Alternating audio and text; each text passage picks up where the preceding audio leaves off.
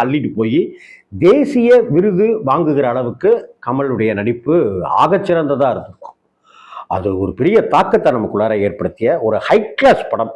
ஆனால் high class அப்படின்ற சொல்லப்பட்ட ஏ சென்டரில் மட்டும் இல்லாமல் பிஎன்சியில் கூட இந்த படம் ஒரு தாக்கத்தை ஏற்படுத்துச்சு. பாலுமகேந்திரா சாரை பார்த்து நான் வியக்கிறது என்ன, இன்னைக்கு பாலுமகேந்திரா சார் பாரதி ராஜா சாருடைய பட்டறையிலிருந்து வந்தவர்கள் யாருமே சோடை போனது கிடையாது. அதே போல பாலுமகேந்திரா அவர்களுடைய பட்டறையிலிருந்து வந்தவங்க வெற்றிமாறன் சார் உட்பட யாருமே சோடை போனது கிடையாதுங்க. இந்த மூன்றாம் பிறை கதாபாத்திரங்கள் அப்படின்னு பார்த்தீங்கன்னாக்கா ஸ்ரீதேவி ஒரு கல்லூரி இளைஞர்களோட நண்பர்களோட சேர்ந்துக்கிட்டு போகும்போது ஒரு ஆக்சிடென்ட்டு, அந்த ஆக்சிடென்ட்டில் ஆஸ்பத்திரியில் சேர்த்துறாங்க.